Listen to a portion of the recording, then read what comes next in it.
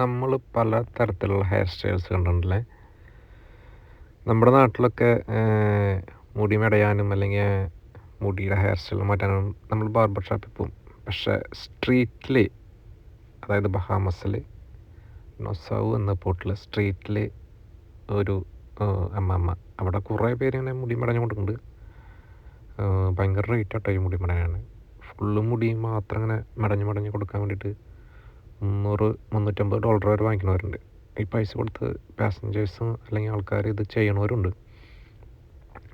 അപ്പോൾ നാട്ടിലത്തെ വെച്ച് നോക്കുമ്പോൾ ഭയങ്കര എക്സ്പെൻസാണ് ഇവിടെ മുടിമ തൊട്ട് കഴിഞ്ഞാൽ. അല്ലെങ്കിലും പുറത്ത് നമ്മളൊരു മേക്കപ്പ് സെൻറ്ററിൽ പോയി കഴിഞ്ഞാൽ ഇവിടെ ഭയങ്കര എക്സ്പെൻസാണ്. ഇന്ത്യ വിട്ട് കഴിഞ്ഞാൽ ഭയങ്കര എക്സ്പെൻസാണ്. നാട്ടിൽ അത് വെച്ച് അപേക്ഷിച്ച് നോക്കുമ്പോൾ നമുക്ക് വളരെ ചീപ്പാണ്. പിന്നെ ഇത് ഞങ്ങളുടെ ഷിപ്പിലത്തെ ഒന്നുമല്ല, വേറെ ഷിപ്പിലുണ്ടാവുന്നത്. അപ്പോൾ ഞാൻ റിക്വസ്റ്റ് ചെയ്തപ്പോൾ വീഡിയോ എടുത്താന്ന് ചോദിച്ചപ്പോൾ ആദ്യം അവർ സമ്മതിച്ചില്ല, ഈ മുടി മെടയണ ആൻറ്റി സമ്മതിച്ചില്ല. പക്ഷേ ഞാൻ ആ പാസഞ്ചേഴ്സിനോട് ചോദിച്ചപ്പോൾ പുള്ളിക്കാരി പറഞ്ഞു ഓക്കെ എനിക്ക് കുഴപ്പമില്ലെന്ന് പറഞ്ഞു. അപ്പോൾ ഞാൻ പറഞ്ഞു എനിക്ക് യൂട്യൂബ് ചാനലുണ്ട് എന്ന് പറഞ്ഞപ്പോൾ പുള്ളിക്കാരിക്ക് കുറച്ചും കൂടി ഇൻട്രസ്റ്റ് ആയി. സോ അങ്ങനെ എടുത്ത വീഡിയോ ആണത്. നമുക്ക് ഈ ഹെയർ സ്റ്റൈലിന് അല്ലെങ്കിൽ ഇതിനെക്കുറിച്ച് എനിക്ക് വലിയ അറിവൊന്നുമില്ല. പക്ഷേ കണ്ടപ്പോൾ ഇത്തിരി നല്ലതായിട്ട് തോന്നി.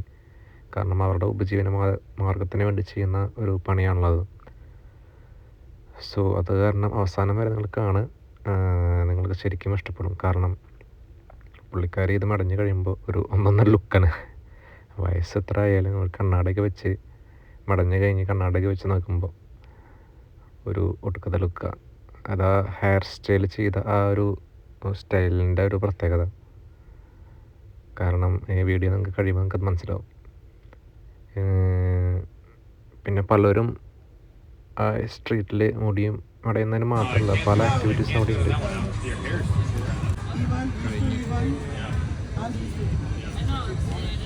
ഇത് പുള്ളിക്കാരൻ്റെ ഹസ്ബൻഡാണ്.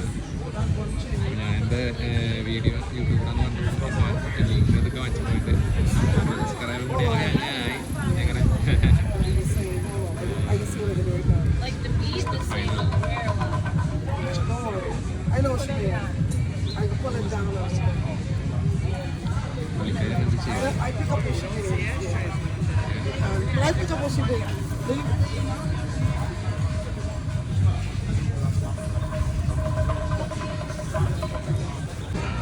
വേറൊരു പിറ്റാന്ന് വെച്ച് കഴിഞ്ഞാൽ അവിടെ നിന്ന് പച്ചട്ട് ടീഷർട്ട് ഇട്ട് നിൽക്കുന്ന പെയിൻ അവനോണ്ട് ഗവൺമെൻറ്റിനെ കൊണ്ട് മുടി മടയാൻ വേണ്ടി വന്നത്.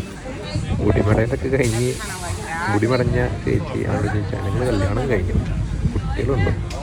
അടുത്ത കൊല്ലം വരുമ്പോൾ കുട്ടീനെ കൊണ്ട് വരണം. അവനാ വയസ്സായ പോലെ ഗവൺമെൻറ്റിനെ കൊണ്ട് മുടി മടയാൻ വേണ്ടി വന്നു. അപ്പോൾ നമ്മളോട് നിന്ന് കമൻ്റ് അടിക്കുന്നുണ്ട്, 2 വേണം 3 വേണമെന്ന് കമൻ്റ് അടിക്കുന്നുണ്ട്. പുള്ളിക്കാരോട് നമ്മൾ കമൻ്റ് അടിക്കുന്നത് പറഞ്ഞുകൊണ്ടിട്ട് നമുക്ക് ഭംഗിയുള്ളൂ. സപ്പോർട്ട് ചെയ്യണം അവർ, അവിടുത്തെ ആൾക്കാർ സപ്പോർട്ട് ചെയ്ത് ഉണ്ടാക്കണം. കാരണം കാശ് കൊടുക്കാൻ അവർക്ക് ഇതില്ല. ഈ പുള്ളിക്കാരനെ കുറിച്ചാണ് പറയണത്.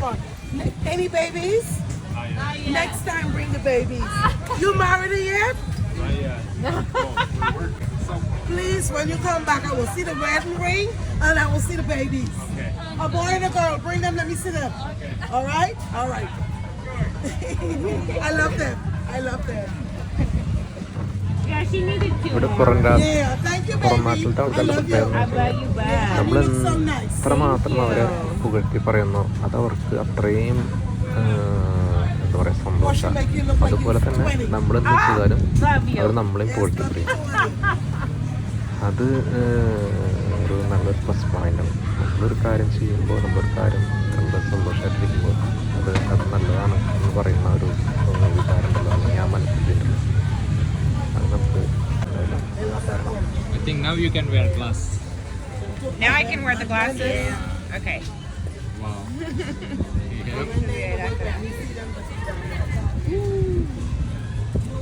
Cool. Beautiful.